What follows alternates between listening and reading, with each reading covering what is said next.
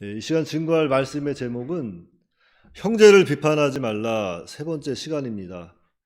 형제를 비판하지 말라. 자, 우리가 이제 세 번째 시간으로 이렇게 형제를 비판하지 말라고 계속 바울이 증거하고 있는데, 오늘 우리는 이 말씀을 듣고 내 마음속에서 이제 형제 비판하는 것이 사라졌을까 한번 생각해 봐야 되겠죠. 말씀을 듣고 그냥 뭐 바울이 하는 얘기다 하고 지나치지 마시고, 과연 나는 정말 나도 연약한 인간으로서 형제를 비판했다면 이제는 형제를 비판하지 말아야겠다. 진리 문제 아닌 것 가지고 다투고 싸우고 분쟁하지 말아야 되겠다. 이렇게 또 믿음의 사람으로 자라나야 합니다. 이 로마서 14장은 바울이 그 로마 교회에 여러 문제가 있었잖아요. 글라우디오 칙령으로 인해서 로마를 떠났던 유대인들이 5년 만에 다시 돌아오면서 남아있던 이방인 기독교 신자들과 유대인 신자들이 이렇게 다툼이 일어난 거예요. 여러 가지 다툼의 문제 원인은 있었습니다.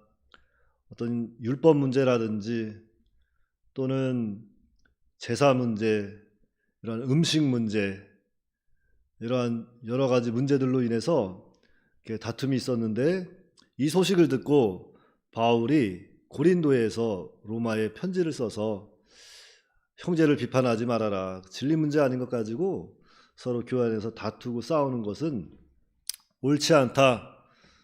믿음이 강한 형제는 연약한 형제를 좀 용납할 줄 알아야 되고, 연약한 형제는 믿음이 또한 강한 자를 또한 잘 보고 본으로 삼아서 하나님 주님 안에서 화평 가운데 교회를 이루어가야 할 것이다 하는 것을 이야기하고 있어요. 그래서 오늘 이 본문 말씀은 왜 형제를 비판하지 말아야 하는가, 그것에 대해서 이제 바울이 논증하고 있는 겁니다. 그래서 형제를 비판하지 말라. 첫째는 성도는 주님의 것이라. 7절로 9절입니다. 먼저 7절 8절 말씀에 우리 중에 누구든지 자기를 위하여 사는 자가 없고 자기를 위하여 죽는 자도 없도다. 우리가 살아도 주를 위하여 살고 죽어도 주를 위하여 죽나니 그러므로 사나 죽으나 우리가 주의 것이로다. 지당하신 말씀입니다. 성도는 다 주님의 것이고 그리스도의 것입니다. 왜냐하면 우리 예수님께서 자신의 피값을 가지고 우리를 사셨기 때문이에요. 자, 원래 우리 인간들은 누구의 종이었습니까? 마귀의 종, 죄의 종, 사망의 종이었어요. 죄와 사망, 마귀 권세 아래에 있던 우리 예수님께서 십자가에 달려 물과 피를 다 쏟으시고 죽어주심으로 우리를 그 죄와 사망, 마귀 권세로부터 우리를 산 거예요. 원래는 우리는 죄에 매여 종살이하던 자들, 사망 가운데 있었던 자들, 마귀 종살이하던 자들인데, 예수님이 그 가운데 있던 우리를 자신의 피값을 주고 우리를 사셨다는 거죠. 그러면 이제 우리는 누구의 종이에요? 예수님의 종이 된 겁니다. 예수님께서 자신의 피값을 주고 우리를 사셨기 때문에 이제는 우리는 예수님의 종이에요. 그럼 예수님의 종에게 부여되는 그 놀라운 은혜는 또 무엇입니까? 죄사함 받는 거잖아요. 죄사함 받고 하나님의 자녀가 되는 권세를 받고 이제는 사망이 아닌 영원한 영생을 얻어서 하나님 나라에서 영원토록 영광의 부활에 참여하는 그러한 존귀한 존재가 됐다는 거예요. 얼마나 놀라운 이 소식입니까? 이 기쁨의 소식이고, 이 소식을 지금 바울이 로마 교회에 전하는 겁니다. 우리도 이 아름다운 소식을 전해야 돼요. 그런데 이런 영광스러운 존재가 됐음에도 불구하고 자꾸 진리 문제 아닌 것 가지고 서로의 티를 바라보면서 형제를 비판하고 업신여기고 옳지 않다는 거예요. 9절입니다. 이를 위하여 그리스도께서 죽었다가 다시 살아나셨으니 곧 죽은 자와 산 자의 주가 되게 하심이라. 자, 앞절에 있는 말씀을 확증하는 거죠. 성도로 하여금 이 하나님의 영광을 위해 살게 하려고 그리스도는 십자가에 달려 죽으시고 부활하셨다는 거예요. 그리고 그로 말미암아 산자와 죽은 자의 주가 되셨다는 겁니다. 그러니까 우리가 오늘 이 본문에서 기억해야 할 것은, 첫째는 우리 예수님은 정말로 이 땅에 오셨다는 거예요. 정말로 이 땅에 오셨고 우리 죄를 대신해서 십자가에 죽으시고 부활하신 겁니다. 이 십자가와 부활의 사건을 확실히 믿어야 돼요.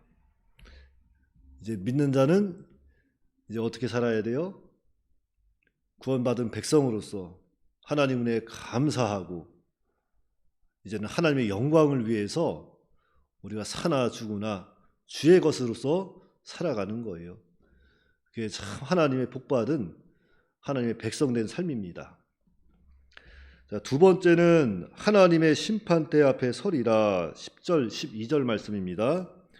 먼저 10절 말씀에 내가 어찌하여 내 형제를 비판하느냐, 어찌하여 내 형제를 업신여기느냐, 우리가 다 하나님의 심판대 앞에 서리라. 자, 우리가 다 하나님의 심판대 앞에 서게 될 것인데, 어찌해서 형제를 비판하고 어찌해서 형제를 업신여기느냐, 그러면 안 된다는 거예요. 왜 안 되겠어요? 우리가 다 하나님 앞에 심판대에 서게 될 때 부끄러움 당하지 아니하려면 형제를 비판하는 죄를 짓지 말고 업신여기는 죄를 짓지 말고 그저 하나님의 영광을 위해서, 하나님 나라를 위해서 우리가 살아가야 할 것입니다. 진리 문제 아닌 것 가지고 자꾸 다투고 싸우고 분쟁하는 것 참 하나님 앞에 부끄러운 일입니다. 예, 부끄러운 일이에요. 제가 먼저 본 교회에서도 어떤 집사님이 그 새신자가 왔어요. 새신자가 왔으니 믿음이 아주 장성한 신자일까요? 연약한 신자일까요? 새신자. 잘 모르겠어요. 예, 연약한 신자죠. 그런 신자들은 11조에 대해서 세상에서 많이 살다 보니까 돈이라는 것에 대해서도 잘 떠나질 못해요. 근데 새신자가 왔는데 한 주 지나고 이제 그 다음 주 2주차째 됐는데 막 부르는 거예요. 그 사람을, 새로운 새신자를. 그지? 11조 가져왔느냐고. 11조 가져왔느냐고. 남편 술 먹는 거 끊게 했느냐고. 아니, 제가 알기로는 그분 남편도 아직 술을 못 끊고 술꼬래라고 제가 알고 있는데 왜 남의 남편 그렇게 관심이 많아가지고 남의 연부에 관심이 많은지 모르겠어요.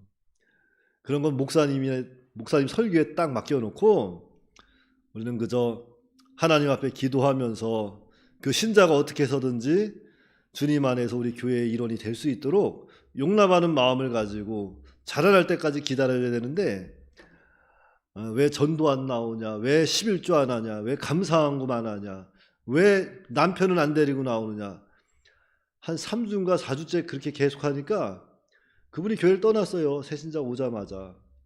그래서 만났어요. 길에서 또 전도하다가 그분을 만났는데, 왜 요즘에 교회를 안 나오시냐 그랬더니 내가 그 사람 때문에 안 간다고 그냥 아주 온몸을 그냥 몸소리치면서 나 그 안 나간다고. 이게 참, 나는 정말 그래요. 교회 안에서 정말 믿음이 연약한 신자들을 우리 또 믿음이 강한 사람들은 이끌어줄 의무가 있습니다. 그런데 그 이끌어준다는 것은 그를 위해 기도하고 그가 이렇게 봤을 때 부족한 것이 있으면 도와주고 항상 살리는 말을 통해서 이끌어줘야지, 뭘 가리켜서 이끌어주는 거 그거 잘못된 거예요. 그것은 하나님의 말씀을 통해서 주의 종이 선포할 때 각 사람에게 다 선포하는 거잖아요.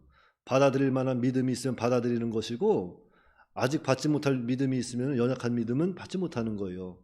어제도 성경 말씀에 그랬잖아요. 그제 먹을 만한 신자가 있고 먹지 못하는 신자가 있다고. 그러나 결국엔 누가 다 하시는 거예요?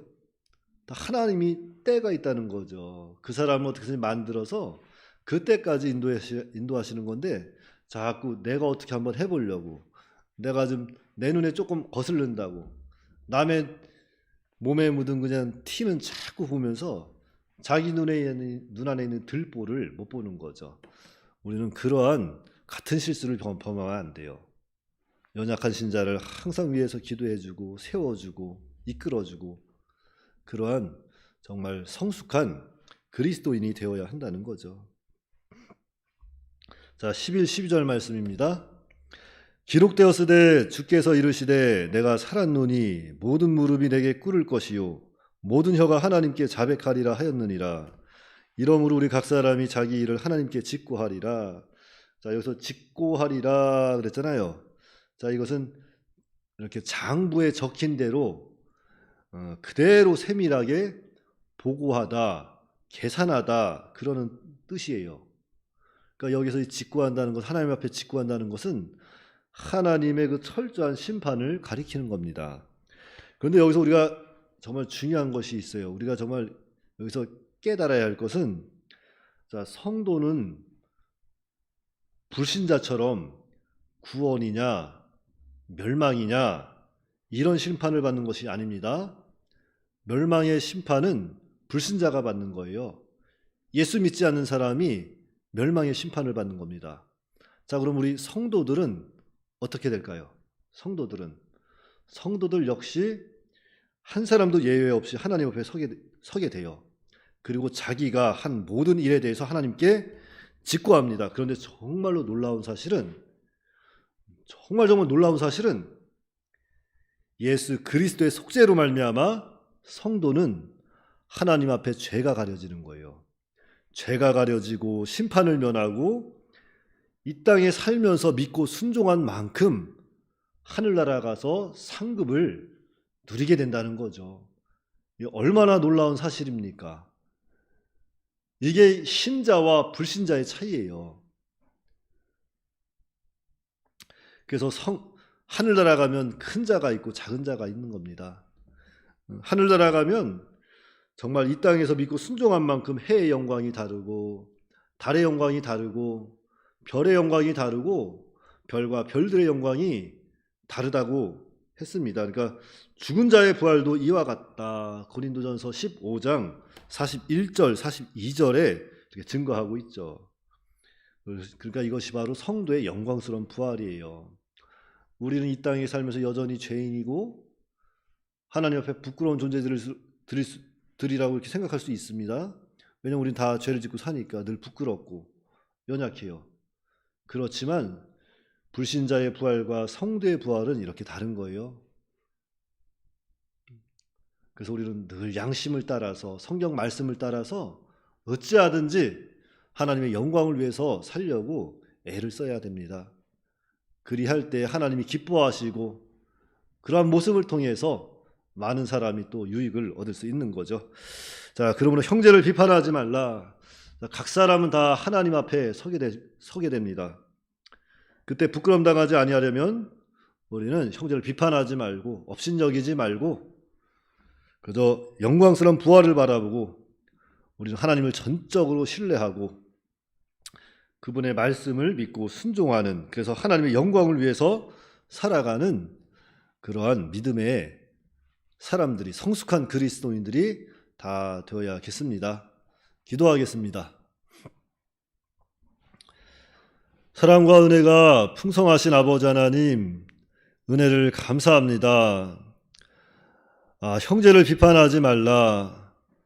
정말 우리가 주님의 종된 자로서 남의 하인을 비판하고 업신여기고 하는 것은 참으로 옳지 않은 것이라고 했습니다.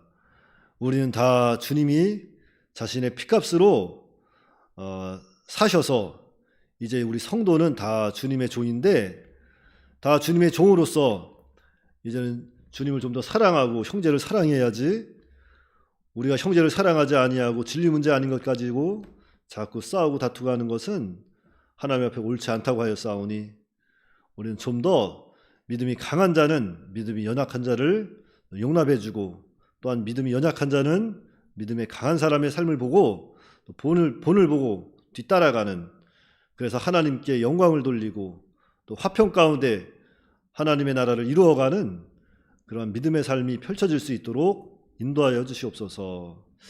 이 시간에도 또한 큰 일을 앞두고 산에 가서 또 기도하고 계시는 주의 종을 하나님께서 붙잡아 주시고 하나님이 뜻하신 대로 사용하여 주시옵소서. 우리 주 예수님의 이름으로 기도하옵나이다.